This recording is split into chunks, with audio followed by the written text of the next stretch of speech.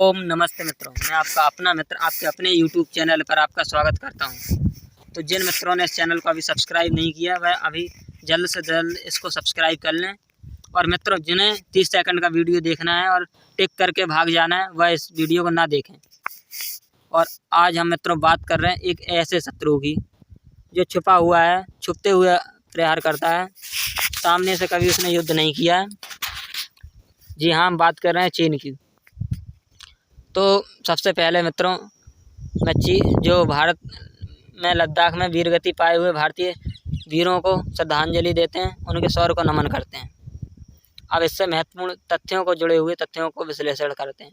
सबसे पहले चीन भारत की वर्ष की नई सरकार और मनमोहन सिंह के जो खजाने खाली करके गए थे, इस बात का अनुमान लगाने के लिए उरी में अपने चमचों द्वारा आक्रमण करवाया गया, जिसमें दुर्भाग्यपूर्ण हमारे 19 वीर सैनिक वीरगति को प्राप्त हो गए। बदले में भारतीय सेना ने पाकिस्तानी सीमा में घुसकर सर्जिकल स्ट्राइक किया और कई आतंकियों को मार गिराया। इस प्रकार चीन की यह चाल विफल रही, परंतु इससे उससे भारतीय शक्ति का ठीक ठाक तो अनुमान हो गया, संसार को भी इसका अनुमान हो गया कि यह सरकार पीछे हटने वाली नहीं और अब तक भारत ने काफ़ी बढ़त हासिल कर ली है।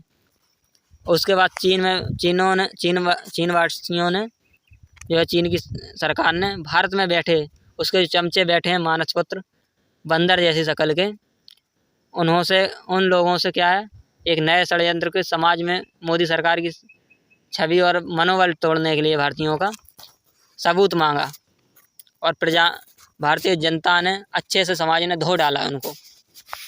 यह सेना समाज और सरकार की मिली जुली जीत थी। अच्छे तालमेल से भारतवर्ष ने तीनों मोर्चों पर अजेय रहा। उसके अलावा चीन ने पुलवामा और डोकलाम में भी यही किया। नतीजा अभिनंदन का शौर्य और भारतीय गौरव गाथा ने इतिहास में एक अलग अमिट छाप बना ली, जैसे संसार बालाकोट स्ट्राइक के एयर स्ट्राइक के नाम से जानती है। और प्रधानमंत्री मोदी के नेतृत्व में भारत ने विदेश नीति में इस प्रकार से समझौते किए, इस प्रकार से विदेश नीति अपनाई कि विश्व के कई देश जो पहले भारत से कनाव काटते थे, यानी सामना नहीं पकड़ते, भारत से कन्नी काटते थे, वह भारत के पीछे पीछे अपने आर्थिक समझौते, रक्षा समझौते लेकर लाइन लगा दी उन्होंने। और भारत विश्व की उभरती हुई छठी अर्थव्यवस्था बन गया, जहाँ एक और संपूर्ण एशिया में चीन अकेला दावेदार था, इतना शक्तिशाली। और पूरे विश्व बाजार को उसने अपने घटिया क्वालिटी के जो सस्ते मालों से भर रखा था, परंतु एक छत्र राज्य भी स्थापित करने का प्रयास कर रहा था और अपने देश की सीमाओं का विस्तार करना चाहता था। हालांकि यह देशभक्ति नहीं है अपनी सीमाओं का विस्तार करना, यह मात्र अपनी सरकार को और देश को, चीन को लूटने के लिए कुछ जो कम्युनिज्म नेता हैं उनकी चालें हैं, जिसके कारण उनके भंडार भर जाएं, विश्व भर की बैंकों में उनके पैसे जमा हो जाएं और भारत जैसे प्रतिद्वंदी मिल गया उसे, अजय प्रतिद्वंदी जैसे जीता नहीं जा सकता उन्हें। और पूरे विश्व का जिसके ऊपर विश्वास रहा है, ऐसा इतिहास रहा उसका कि पूरा विश्व विश्वास कर सके भारत पर। प्रधानमंत्री मोदी के जो है मंत्रिमंडल के बहुत योग्य व्यक्तियों ने इसमें अपनी अहम भूमिका निभाई है। पाकिस्तान को कटोरा थमा दिया इन लोगों ने। प्रधानमंत्री मोदी की योजना से पाकिस्तान को कटोरा थमा दिया और भिखारी हो गया पाकिस्तान, कंगाल हो गया। अब चीन ने नई चाल चली, अरब, पाकिस्तान, नेपाल, बांग्लादेश के साथ मिलकर गठबंधन कर लिया इस बार मित्रों। ऐसा मैं क्यों कह रहा हूँ, इस बात का आपको अंदाज़ा हो ही गया होगा, समझदार होंगे। और ना समझें तो ना समझें, ना समझें, समझदार समझ जाएं, यही में काफ़ी है।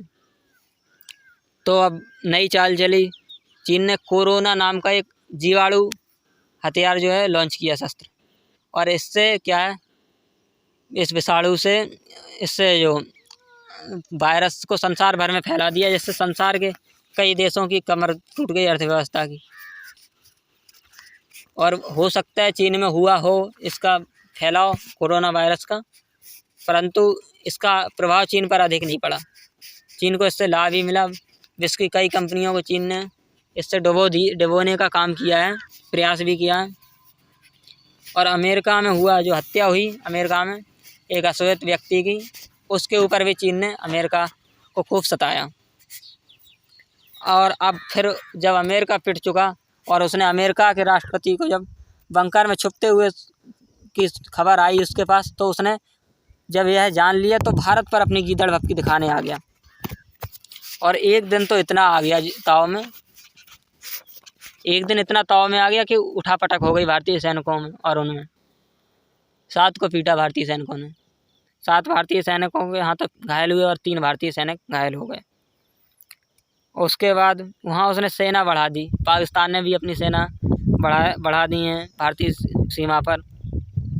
इससे क्या है कि भारत को भयाक्रांतित करने का, और उसके बेस जो हैं श्रीलंका आदि में भी, उसमें भी उसने खूब भरकस प्रयास किया, परंतु यह नहीं जानता चीन कि भारत यदि एक झटके में चाहे तो श्रीलंका पर कब्जा करके वहाँ से चीन को भगा सकता है। हिंद महासागर में, चीन महासागर में भी भारत टक्कर दे सकता है। और भारत की अब कूटनीति, रक्षा नीति इतनी प्रबल हो गई, अब भारत घुटने निरपेक्ष नहीं है, अहिंसा के मार्ग पर नहीं है, भूल जाओ इसे। और दूसरी झड़प हुई जिसमें हमारे भाई कुछ वीरगति को प्राप्त हो गए, उनको श्रद्धांजलि मित्रों। और इसके बाद चीन ने जो है कार्य ने ऐसा समाज में और उसमें भी अपने पतन के लिए उकसा दिया भारत को।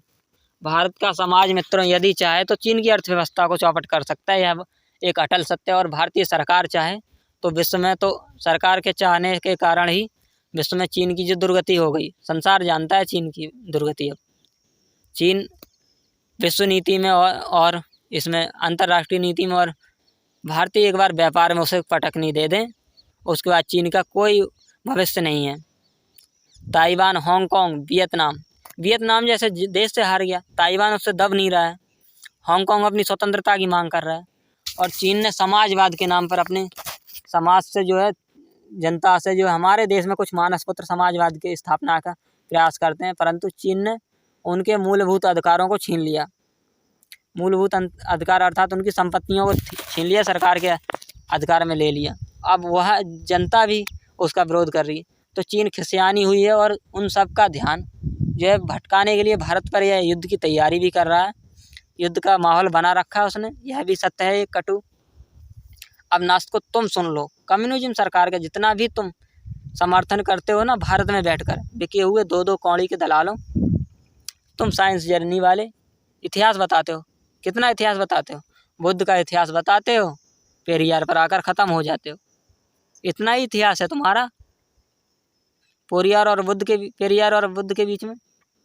अरे तुम आदित्य ब्रह्मचारी श्री सम्राट स्कंदगुप्त के विषय में नहीं बताते तुम, क्योंकि इससे तुम्हारा प्रोपेगेंडा है जो ख़त्म हो जाएगा। तुम हाइडे स्पीच के युद्ध के विषय में नहीं बताते हो, किस प्रकार सम्राट पर्वतेश्वर की सेनाओं ने, कैकयराज ने, जिसे पोरस के नाम से जानता है संसार, सिकंदर की धुलाई की थी, नहीं बताते हो तुम। अरे साहस नहीं है ना।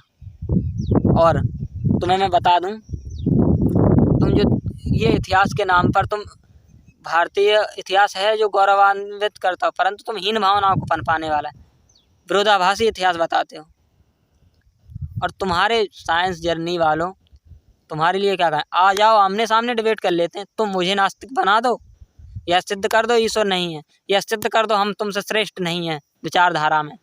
श्रेष्ठ तो मनुष्य में कोई नहीं है, परंतु विचारधारा में हम ज्ञान में श्रेष्ठ नहीं है तुमसे, हम आर्य हैं, यह सिद्ध कर दो, मैं नास्तिक हो जाऊंगा। और यदि इसमें पीछे हो जाओ तो तुम आर्य बन जाना, मैंने तुम्हें नहीं रोका। अब तुम कहोगे कि आर्य में कौन सी जाति में सम्मिलित करोगे, तो तुम्हारी योग्यता के अनुसार तुम्हें ब्राह्मण वर्ण में भी सम्मिलित किया जा सकता है, और शूद्र में भी। शूद्र से लेकर ब्राह्मण चारों आर्य समाज के, आर्य वर्ण व्यवस्था के अंग हैं। इन्हें काटने का प्रयास तुम कर रहे हो, तुम्हारी जड़ें खोद देंगे। किस भक्ति में हो तुम? चीन के उसमें मत रहो। और तुम जो लिखा हुआ इतिहास, तुम हो कितने सामर्थ्यवान? क्या तुम्हारे पास विज्ञान है? क्या विज्ञान है तुम्हारा? कोई वैज्ञानिक हुए तुम?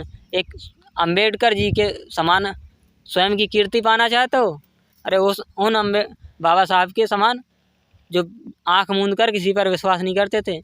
और तुम चमचों, तुम्हारे जो गुरुजी हैं रावण गुरु है तुम्हारे। अरे हिंदुओं में जब इनका इतिहास रहा, तुम राम को काल्पनिक मानते हो और रावण को गुरु मानते हो। वाह, क्या इतिहास है। वाह वाह वाह। तुम एक होलिका दहन के समय चली थी वो फोटो कि स्त्री का अपमान है या स्त्री जाति का, और यह बहुजन समाज की थी, इसके कारण इसको जलना पड़ा था, राजा हिरण्यकश्यप की बहन। तो दूसरी ओर तुम कहते हो शूद्रों को पढ़ने का अधिकार नहीं था। मूर्खों, जब तुम उसे शूद्र घोषित कर रहे हो तो उसे किसने पढ़ाया था? है कोई उत्तर? नहीं है। तुम कृष्ण को भी काल्पनिक बताते हो, फिर दूसरी ओर उनकी कहानियाँ प्रसारित कर कर अपनी दुकान चला रहे हो। और तुम्हें इतिहास विज्ञान क्या?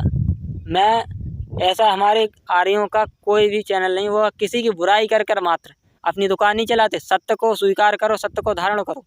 जो मेरा सत्य है, मेरे पास सत्य है। सत्य किसी का नहीं होता, सत्य सबका होता है। जो उसे स्वीकार कर लेता है, जो उसे जान लेता है, मान लेता है, वह उसे लाभ देता है, और जो उसे जानता मानता नहीं है, स्वीकार नहीं करता, वह उसका विनाश कर देता है। तुम दो कौड़ी के, तुम नौकरी के पीछे भाग रहे हो, मात्र नौकरी के। मैं नहीं कहता कि तुम तंत्र में ना हो, व्यवस्था में ना हो, परंतु अपना तंत्र कभी विकसित किया? सोचो, यदि हमें आर्यों को तुमने यूरेशियाई कहकर भगा दिया, कौन सी व्यवस्था विकसित करोगे यहाँ पे?